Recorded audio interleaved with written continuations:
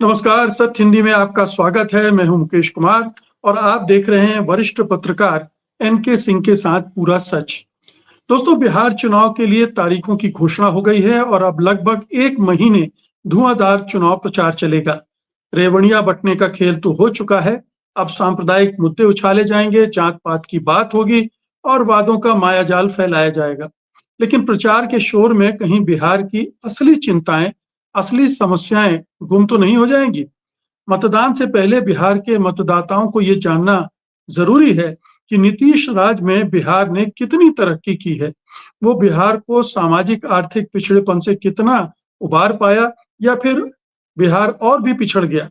ध्यान रहे कि पिछले 11 साल से राज्य में डबल इंजन की सरकार भी चल रही है। ऐसे में ये भी जानना चाहिए कि दोनों ने मिलकर बिहार को विकास की किस ऊंचाई पर ले जाकर खड़ा कर दिया है या फिर वो और भी दरिद्रता के दलदल में जा फंसा है।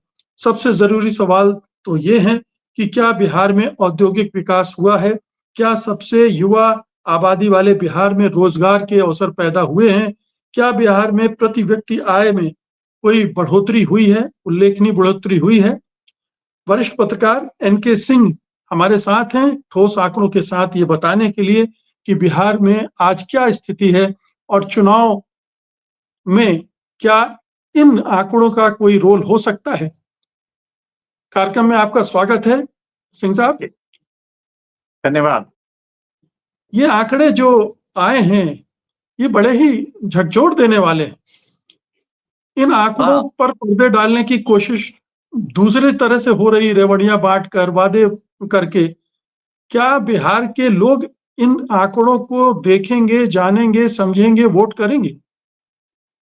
नहीं, हमारी सबसे बड़ी चिंता ये है, मैं उसी राज्य का हूँ और मेरे पिता गरीबी और इन सब को झेलते हुए 70 साल, 75 साल पहले बिहार से भाग के आए थे और मजदूरी का मतलब एक छोटी-मोटी नौकरी की थी प्राइवेट सेक्टर में।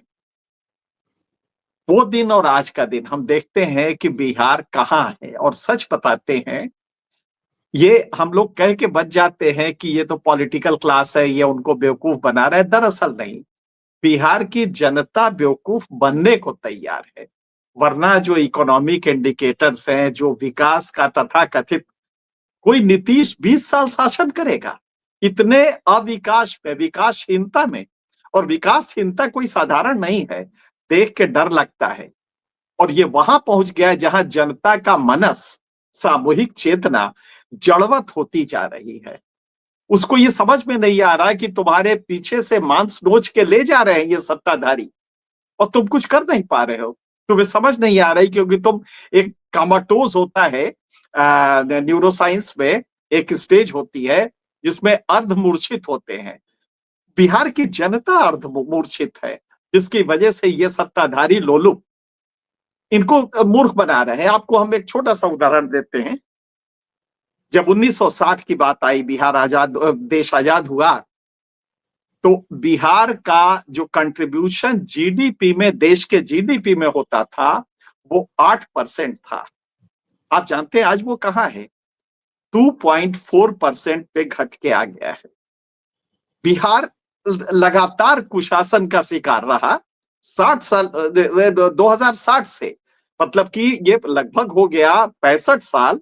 और 20 सालों में इसकी दुर्गति जितनी हुई है उतनी पहले कभी नहीं हुई।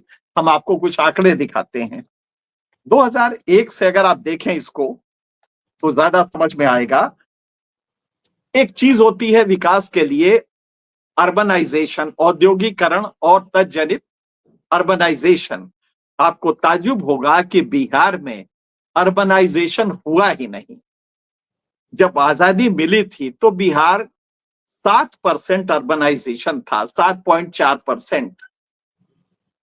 उसके बाद अगले जो 50 साल रहे 2060 के बाद से, अगर आप उसको देखें तो 2011 तक आते आते ये 11% हो गया।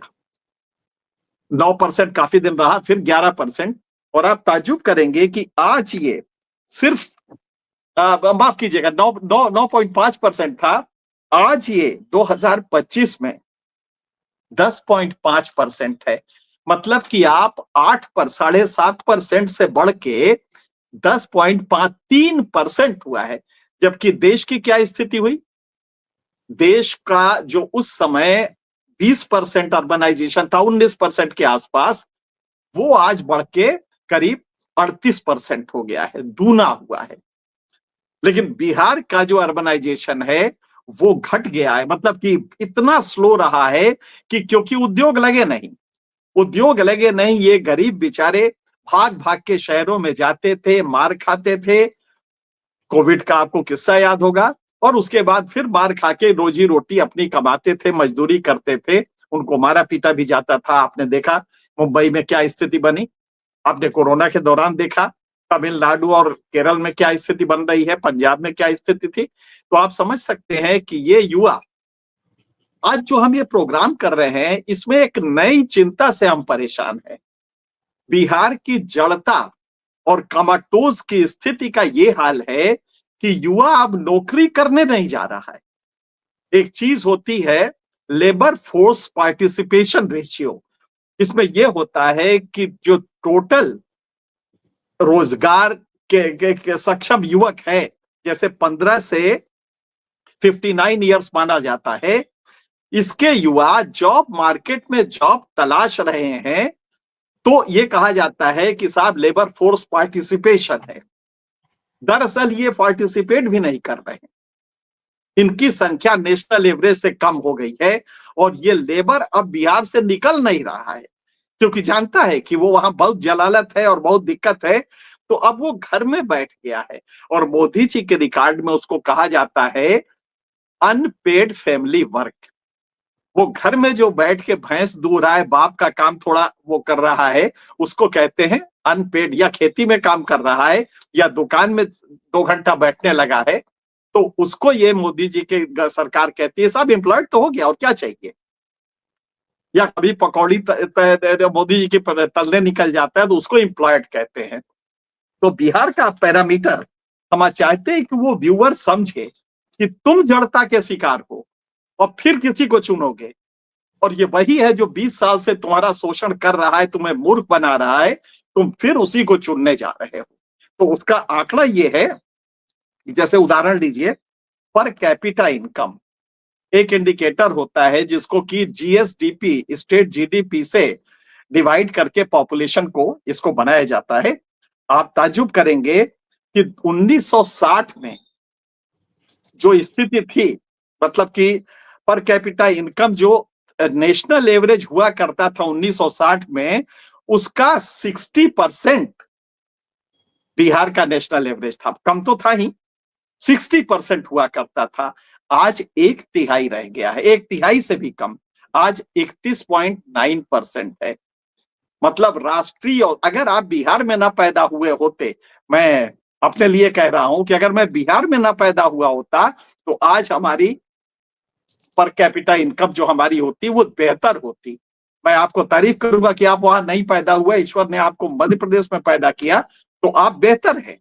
हम बिहार में पैदा हुए, नतीजा ये हुआ कि हम गरीब रह गए।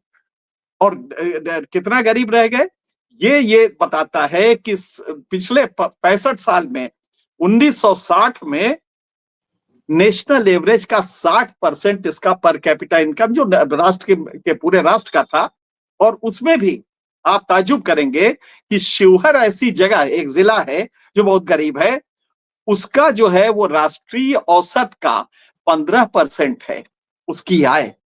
और अगर पटना की आय निकाल दीजिए, पटना की जीडीपी जो कि राष्ट्रीय औसत से ज्यादा है, क्योंकि पटना में बड़े लोग रहते हैं, नीतीश कुमार जी रहते हैं, तो हकीकत यह है कि पटना की जीडीपी अगर डिस्ट्रिक्ट जीडीपी निकाल दीजिए तो ये गरीबी और ज्यादा बढ़ जाएगी पूरे बिहार की, जो कि 15 करोड़ पॉपुलेशन होने जा रहा, 14.5 करोड़ है इस समय। तो उसकी जीडीपी, उसकी आय और राष्ट्रीय औसत का ये 25% भी नहीं होगा, 1/4 भी नहीं होगा। ये है इसका विकास। इसकी वजह क्या है? इंडस्ट्रीज लगी नहीं, अर्बनाइजेशन, चूंकि इंडस्ट्री लगती है तब अर्बनाइजेशन होता है, इंडस्ट्रीज लगी नहीं। नतीजा ये हुआ कि बिहार कराह रहा है। और इस पे भी अगर किसी नीतीश को 25 साल से या किसी बीजेपी या किसी गठजोड़ को 20 साल से लगातार एक सत्ता बनी हुई है, उसको उखाड़ नहीं फेंका गया, और यहां तक कि सत्ता का जो मुखिया है अब उसके मानसिक स्वास्थ्य को लेके भी क्वेश्चन हो रहे हैं पिछले 2 साल से, लेकिन इसके बावजूद वो पॉलिटिक्स में है और फिर शिद्दत से लड़ रहा है। तो ये बिहार की जनता की जो मानसिक जड़ता है, मेरी चिंता उसकी है। दरअसल हम पॉलिटिशियन तो है नहीं कि हमें उनसे वोट लेना है, तो हम साफ ये कह सकते हैं कि नहीं, ये जनता की गलती है। जनता के मानसिक जड़ता की वजह से कोई नीतीश पैदा होता है और वो 20 साल तक एक समाज को बेवकूफ बनाता है, कोई कुछ नहीं कर पाता। साथ में बीजेपी जुड़ जाती है जो कि हर स्याह सफेद कर रही है। आपको ताज्जुब होगा कि पिछले 1.5 महीने में जितनी रेवड़ियां बांटी गई वो बिहार को खोखला करने जा रही हैं। जानते हैं उसका अमाउंट कितना है?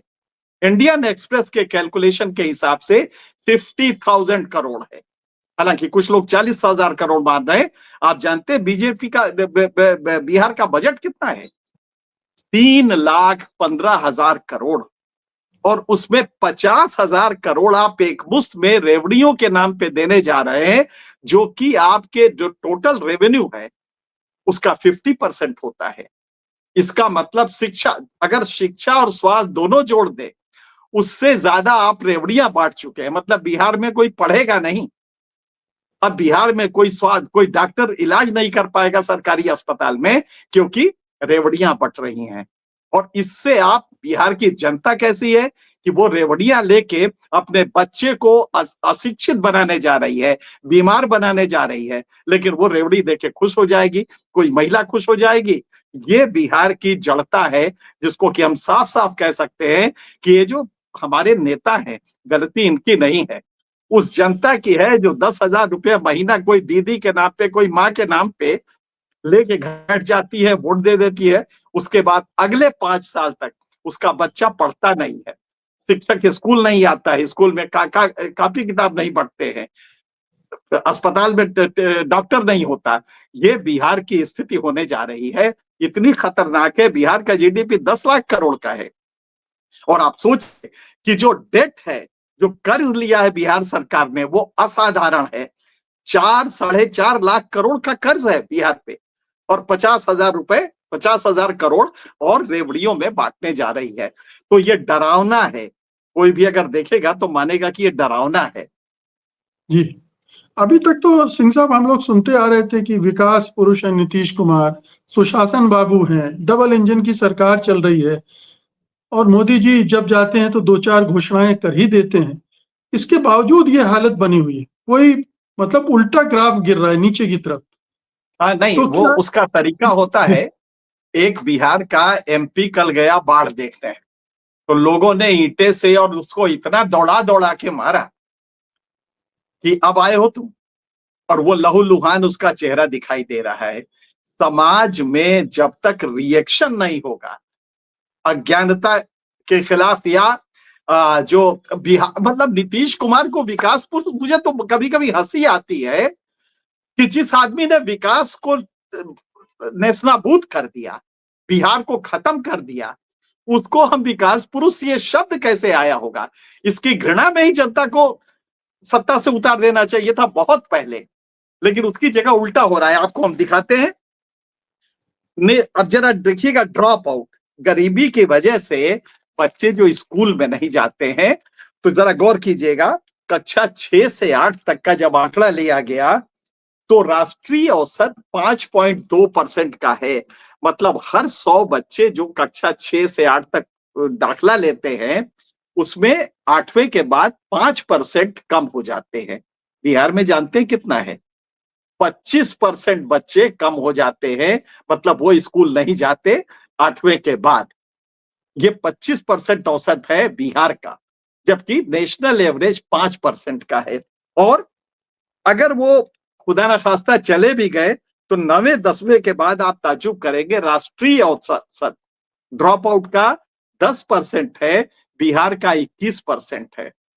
मतलब इसका क्या हुआ कि अगर दोनों को जोड़ ले तो 11वें के बाद मतलब कक्षा 12 तक आधे से ज्यादा बच्चे बिहार के बाहर हो जाते हैं, जबकि राष्ट्रीय औसत इसका जो है वो सिर्फ 15% है।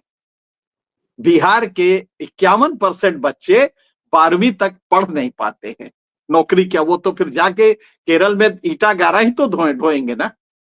ये बिहार की हालत है, क्योंकि बिहार में तो इंडस्ट्री है नहीं। अब आपको एक डरावना स्थिति बताते हैं कि जनता कैसे जड़वत होती जा रही है। ये गलती उस वोटर की है। वो 10,000 रुपया लेके, वो दारू के बोतल लेके वो वोट दे देता है। तो ये गलती आज पूरा प्रोग्राम ही हम सिर्फ जनता की जड़ता पे करेंगे, मूर्खताओं पे करेंगे। नेता की कोई गलती नहीं है। नेता तो ऐसे पैदा होंगे ही जो आपको भ्रमित कर दें। तो इसका एक दूसरा स्वरूप देखिए, कितना खतरनाक है ये। एक गालिब का शेर है बड़ा अच्छा, रही न ताकते गुफ्तार, गुफ्तार माने बातचीत, रही न ताकते गुफ्तार, और अगर हो भी तो किस उम्मीद से कहिए कि आरज़ू क्या है। अब तो बातचीत की ताकत भी नहीं रही। अब तो वो हिम्मत भी नहीं पड़ रही है कि बातचीत इतनी ताकत नहीं है। और मान लीजिए हो भी, तो किस उम्मीद से हम कहें कि हम क्या चाहते हैं। ये जनता वहां पहुंच गई है कि अब ये कॉमाटोज हो गई है। ये एक उन्हीं जो अर्धमूर्छित होता है उस अवस्था में बिहार की जनता आ गई है। आप गौर करें, ये लेबर फोर्स पार्टिसिपेशन रेशियो है। बेरोजगारी, अशिक्षा, ये तो नीतीश ने दे ही दिया है। अब उसका अगला चरण देखिए कि जो 55%, 51% बच्चे 12वां तक का मुंह नहीं देख पाते, जो 25% बच्चे ड्रॉप आउट हो जाते हैं छठे के लेवल पे, उसके बाद वो मजदूर बनते हैं। अब ये हालत है कि चूंकि बाहर मजदूरी रोजगार भी नहीं है, तो लिहाजा अब वो घर में बैठने लगे हैं। लेबर फोर्स पार्टिसिपेशन रेशियो, ये वो कहा रेशियो होता है कि टोटल आपको काम करने की उम्र है, लेकिन आप काम नहीं करना चाहते। तो बिहार अब काम न करने की स्थिति में आता जा रहा है। राष्ट्रीय औसत लेबर फोर्स पार्टिसिपेशन का 55% है और बिहार का 46%। मतलब सिर्फ 46% लोग वो पार्टिसिपेट करना चाहते हैं। बाकी जो 54% है वो घर में आराम से पड़े हुए हैं। अगर 10,000 मिलेगा नीतीश का चुनाव के समय, तो वो खा लेंगे। 5 किलो अनाज मिलेगा तो खा लेंगे, नहीं तो मर जाएंगे। ये स्थिति बिहार की हो रही है। तो आप समझ सकते हैं कि जड़ता का वो शिकार बिहार होने जा रहा है। और उसके बाद ये जो आपने रेवड़ियां बांटी है, इसके बाद दुनिया की कोई सरकार नहीं चल सकती। ये तो मोदी जी की रहम होगी कि अगर नजरे इनायत कर देंगे तो कुछ अनाज वनाज मिल जाएगा, वरना बिहार रसातल की तरफ जा रहा है। आने वाले दिनों में बिहार की वो दुर्गति होने जा रही है। 50,000 देने के बाद इंफ्रास्ट्रक्चर, इंडस्ट्रीज, स्वास्थ्य, एजुकेशन, इसके लिए आपके पास पैसा नहीं होगा, क्योंकि ये विकास का जो पैसा है इसी से आप करेंगे। विकास कटौती करेंगे, शिक्षा में कटौती करेंगे, सड़क में कटौती करेंगे, स्वास्थ्य में। स्वास्थ्य में आप जानते हैं बिहार की क्या हालत है। तो नतीजा, अच्छा, फिर आपके पास रेवेन्यू के लिए जो एक होता है एक्साइज, शराब का, वो शराबबंदी आपने एक मूर्खतापूर्ण शराबबंदी की है जो कि अमल में नहीं आ रही, अपराधीकरण हो रहा है। और वो लड़के जो रोजगार नहीं पाते हैं, जेब पेटी में 2 बोतल शराब करे, यूपी बॉर्डर से निकल के इधर आते हैं और बेच के शाम को एक पिस्तौल खरीदते हैं, अगले दिन वो क्राइम करते हैं। तो बिहार में क्राइम का रेट अगर आप देखेंगे, और उसके बाद क्राइम करने के बाद जो रेट ऑफ कन्विक्शन है, आप ताजुब करेंगे कि बिहार में रेट ऑफ कन्विक्शन 10%, 12% है।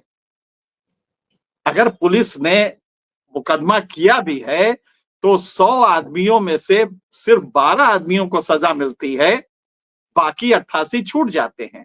यही अगर केरल में हो, तो अगर 100 आदमियों को पुलिस ने पकड़ा है तो आप ताज्जुब करेंगे बमुश्किल तमाम 12 आदमी छूटते हैं, 88 आदमी जेल में होता है।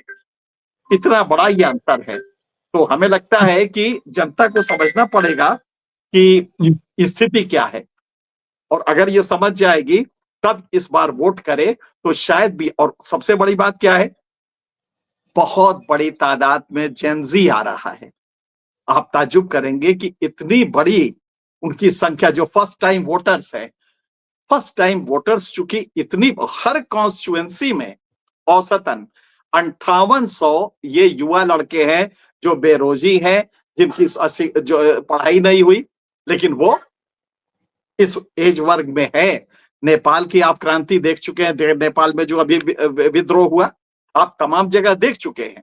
नेपाल के अलावा कई दुनिया के शहरों में हुआ, कई देशों में हुआ। आज बिहार में उसी तरह की एक कवायद मुझे लगता है कि जेनजी ये क्रांति करेगा, जो हर कॉन्स्टिट्यूएंसी में 5700 और 5800 के आसपास है। और उसका जो अशिक्षा है, स्वास्थ्य का अभाव है, उसके लिए जो सड़कें नहीं है, उसके लिए जो रोजगार नहीं है, अगर वो रिएक्ट कर जाएगा तभी ये बिहार बदल सकता है, वरना बिहार बदलने के चांसेस मुझे तो नहीं नजर आ रहे। सिंह साहब, अभी आपने बार बार दोहराया कि बिहार के मतदाताओं में, जनता में जड़ता है, लेकिन परसेप्शन ये है कि बिहार के लोग सबसे ज्यादा राजनीतिक रूप से जागरूक हैं, उनकी चेतना सबसे प्रबल है, सबसे ज्यादा मीडिया कंज्यूम किया जाता है बिहार में। ये विरोधाभास क्या है फिर? नहीं नहीं, यही ये बहुत बड़ा अच्छा सवाल है, इसमें थोड़ा गहराई से सोचना पड़ेगा। पॉलिटिकली अवेकेंड है। मुझे याद है, मैं ट्रेन से जा रहा था, मसरख के पास की बात है, बिहार में एक छपरा से अगर आप जाते हैं गोपालगंज की तरफ, तो एक मसरख एक जगह पड़ती है जो छपरा जिले का एक पार्ट है। वहां पे ट्रेन रुकी और वहां पे बड़ा उग्र लोग थे। एक फटी बनियाइन पहना हुआ आदमी, बोला जरा पता कर रहे, उस समय वो थे, एमपी का मर्डर हुआ था, और उस एमपी का मर्डर हुआ था, तो वो बड़े गुस्से में लोग थे। उसमें पूछे जरा पता कर कि किसकी हरकत है ये, और लग रहा था कि वो ट्रेन को ही पर हमला कर देंगे। वो ये था कि एक जाति के किसी गुंडे ने किसी एक जाति विशेष के एमपी को का मर्डर कर दिया था।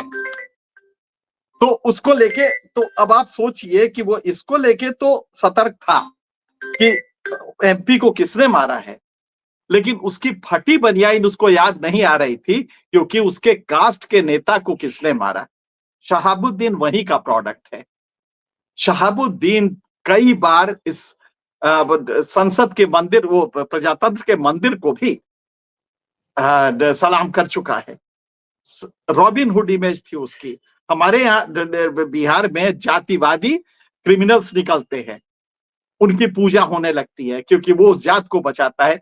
तो ये जो पॉलिटिकल अवेयरनेस है, इसको कहते हैं, बड़ा अच्छा विनोद मिश्रा ने एक बार हमसे कहा था इंटरव्यू में, सीपीआई एमएल के उस समय थे वो जिंदा, तो इन्होंने कहा this is corrupt side of consciousness. जो बिहार की पॉलिटिकल चेतना है वो करप्ट साइड में चली गई है, वो कंस्ट्रक्टिव नहीं है। वरना आपको अपनी गरीबी याद नहीं आ रही, आपका बच्चे को नौकरी नहीं लगी है, ये आप क्यों दिल्ली भेजते हैं उनको पढ़ने के लिए, जो संभ्रांत वर्ग है। गरीब तो भेजता है पंजाब और केरल मजदूरी करने के लिए, आप मजबूरी में उसको भेजते हैं दिल्ली महंगे स्कूल में पढ़ा के, और उसको आईएएस पीसीएस बनाने के लिए। तो आखिर ये क्यों? आप दिल्ली क्यों भेजेंगे? अगर शिक्षा संस्थान वहां पे होंगे तो क्या आप उस बच्चे को वहां नहीं पढ़ाएंगे? डॉक्टर राजेंद्र प्रसाद क्या दिल्ली आके आईएएस की तैयारी किए थे?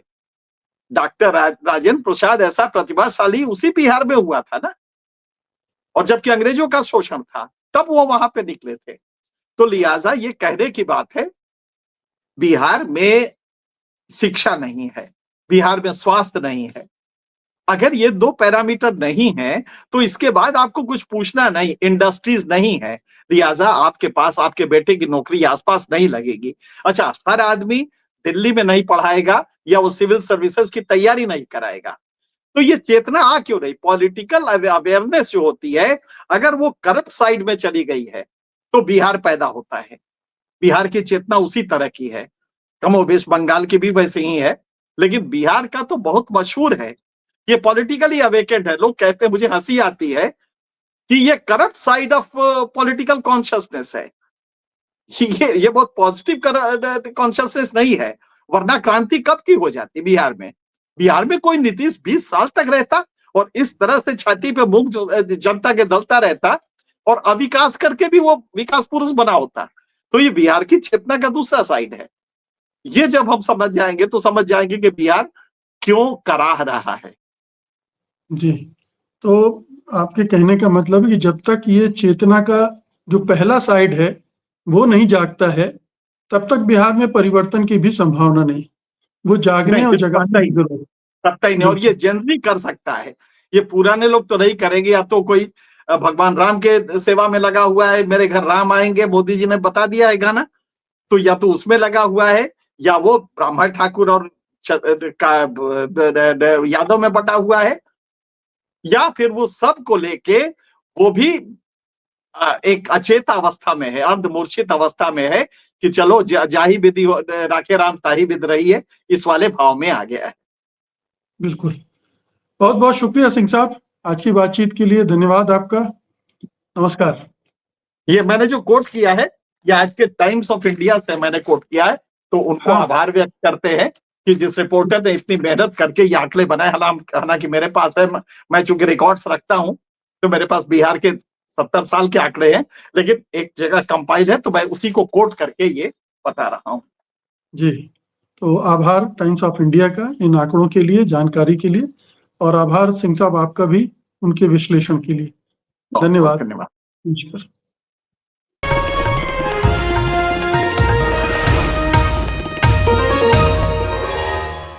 Copyright disclaimer under Section 107 of the Copyright Act 1976. Allowance is made for fair use for purposes such as criticism, comment, news reporting, scholarship, and research. Fair use is a use permitted by copyright statute that might otherwise be infringing.